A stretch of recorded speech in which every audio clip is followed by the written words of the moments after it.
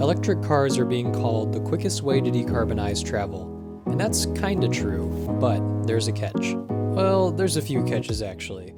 In a lot of ways, electric cars and high-tech driving actually work against our best interests. Because when you consider that transportation accounts for almost a third of greenhouse gas emissions, and of that third, about 60% is just people driving around in their own cars, trucks, and vans, you can start to see how electric cars seem like this rare and impossible opportunity to eat our cake and have it too. We can stop polluting from one of our biggest sources of pollution while not really changing our lifestyle at all. That sounds too good to be true, and it probably is. But more importantly, is that electric transportation is not a new thing. And there's a way to have it with very few downsides. Can you guess what it is?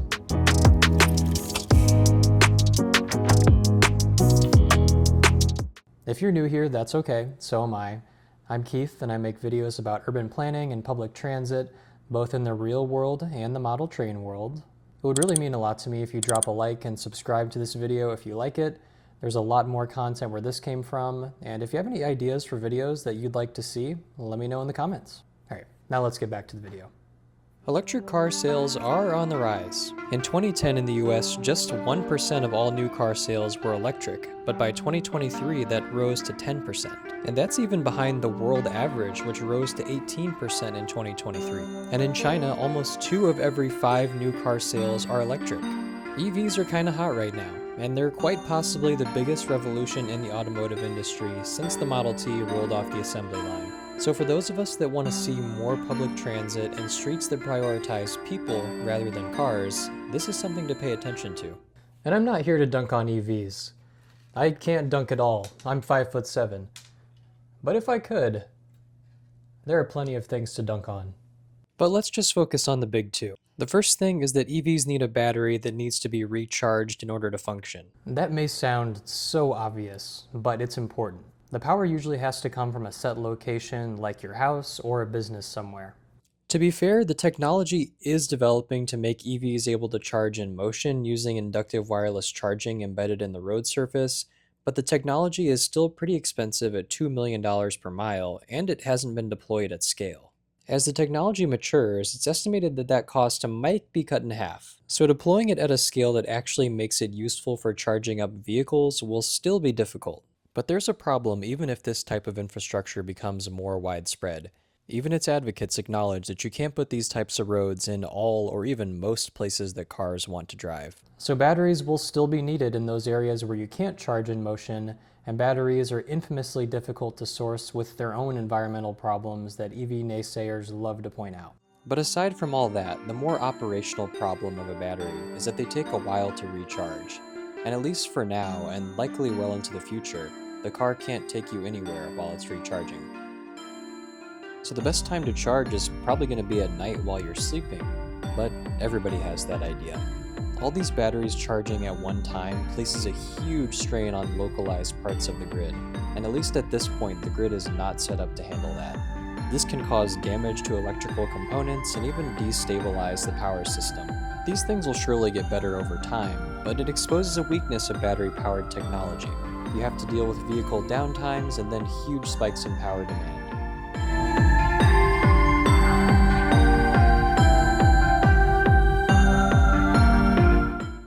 I think we're conditioned to think of EVs as some new and innovative concept when really they aren't.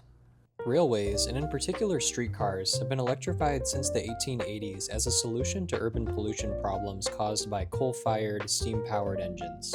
By the 1890s, when commercial car sales were first starting to be a thing but were far from widespread, most cities and towns of a decent size already had an electrified streetcar or tram network.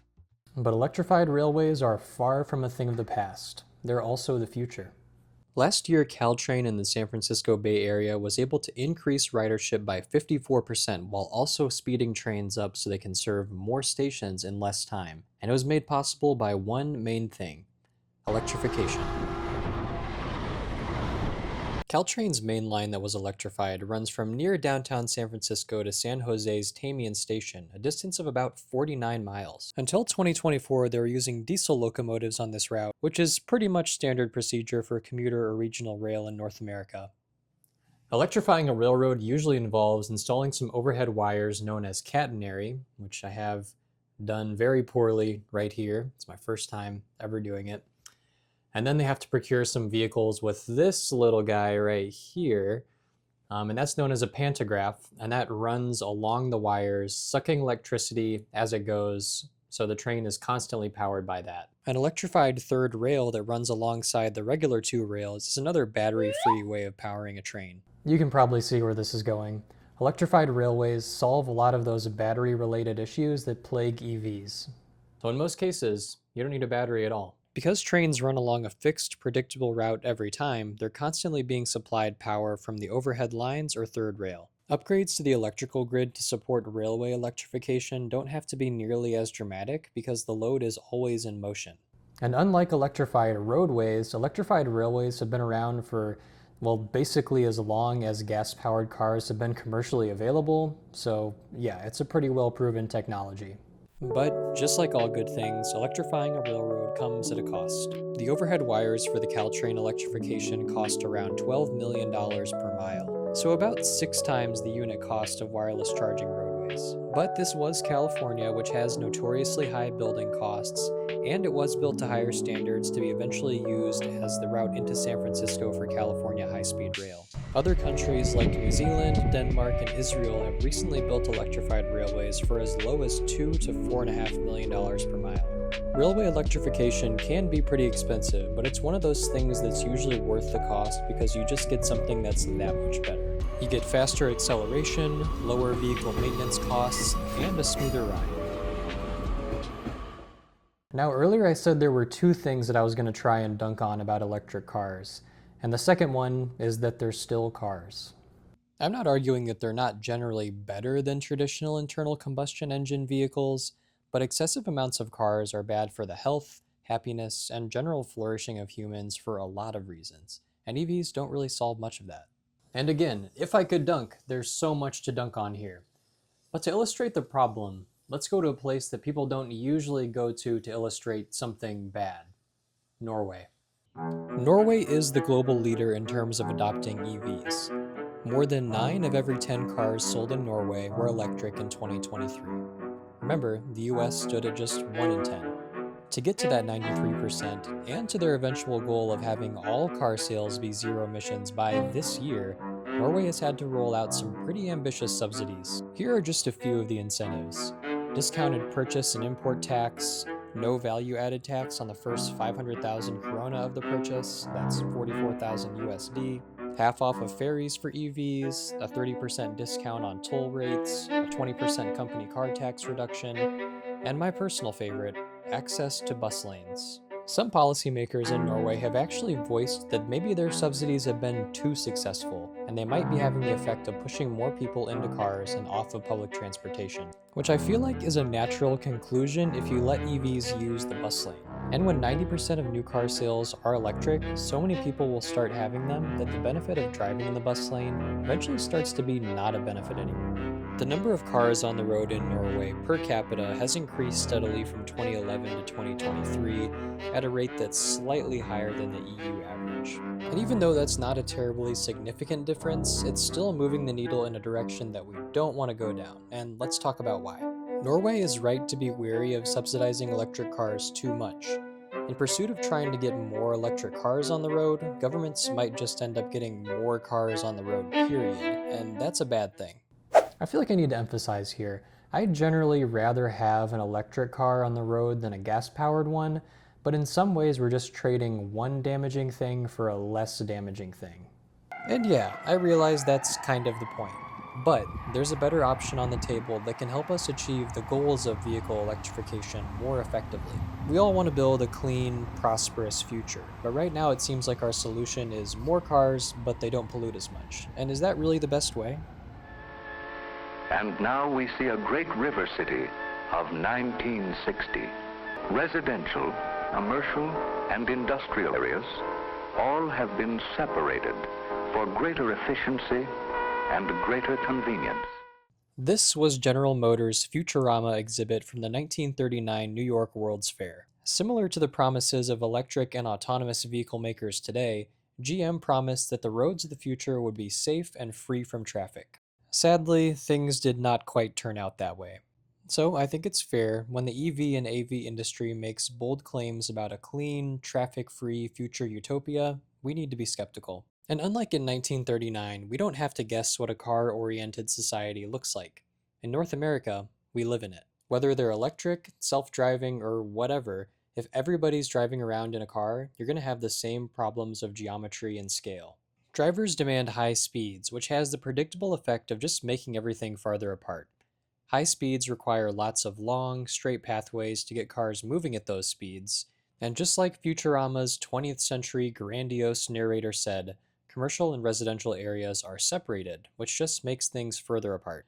More space just means more energy is needed to move one person, and more energy, regardless of its source, just requires more touch points and power generation. This is usually the jumping off point for the naysayers in the comments. We're not Europe, we're America, we like our cars, our cities weren't built for public transportation. Okay, well, first of all, about 55% of all Americans live in just the 50 largest metropolitan areas, which by the way, doesn't even encapsulate every metro area with more than a million residents. Virtually all these places, especially as you get towards the bigger ones on the list, are places that could support higher public transit ridership. And without exception, all these places are big enough to justify better public transportation than they have now. North America might not be Europe, but still, it's not some monoculture suburban hellscape. Within every city, there are areas that are densely populated enough to be conducive to having a successful public transit system. And also, in each of those top 50 cities, you better believe there's traffic. And it's getting worse. I feel like Bill Nye the Science Guy in that one video where he's like, "It's loud, it's polluted." It's loud! I can hardly hear myself think out here! In any fast-growing city, you'll always hear people talking about how the infrastructure just hasn't kept pace with the growth. And that's how states like Texas end up having $53 billion in active roadway construction projects statewide, with many of the biggest ticket items being ruinously expensive expressway widening projects with dubious long-term payoffs. Electric vehicles do very little to fix the huge geometric scale of the problems that come with excessive car use in society. In fact, they actually cause road maintenance costs to increase, since the battery technologies make the cars weigh about 30% more than gas-powered ones. And the tailpipe emissions aren't the only thing I'm breathing in right now. By some estimates, about half of the pollutants of cars are non-exhaust emissions, including particulate matter of the brakes, road surface, tires, and resuspended dust that was already on the road surface. Advancements in technology can help reduce some of these emissions, but likely not by more than a third. And remember, EVs typically weigh about 30% more than the average car. The biggest determining factor in these non-tailpipe emissions is vehicle weight. So EVs are still polluting handsomely, and I should probably get out of here. And if we continue to double down on cars without investing in public transit, the public and the auto lobby will continue to call for road widening projects, whether or not those roads will be filled with gas or electric-powered vehicles. You can start to see just how many environmental and quality of life issues are tied up in all this, and if we want to build cities that are not only environmentally friendly, but also people-friendly, electric cars just don't get us all the way there. There is another way, and maybe it's something that's less revolutionary and high-tech, but it's the way we built our cities up until, well, forever ago. We have technology that's well-tested and well-proven, and it can deliver all the benefits of battery electric transportation while seamlessly and beautifully addressing the drawbacks. Electrified public transit is really the original way, so it's less of an uphill battle and has less consequences. And honestly, getting people on public transit, even if it's still diesel-powered, is still probably better than having everybody drive their own EV. And don't get me wrong, despite what it might sound like, I'm not completely anti-EV. In fact, if I had to buy a car and I could afford an EV, that's probably what I would buy. But what I think we need to be careful of is not offering EV drivers so many subsidies that it further stacks the deck against public transportation. We've spent generations in North America making policy decisions that have allowed public transit to fail, while we continue to prop up car-oriented cities with massive subsidies and huge infrastructure spending. And I'll admit, EVs are certainly better in certain situations, like for delivery vehicles, or if you live in a rural area where there is little chance that there will ever be reliable transit service near you, but most people don't live in places like that. North America has many large cities where public transit could be more effective, and in those places we need to be thoughtful about how we build our transportation systems and where we distribute subsidies and preferences to groups of people. So if your city is lucky enough to even have dedicated lanes for buses, let's not give them away to personal vehicles, even if they're EVs.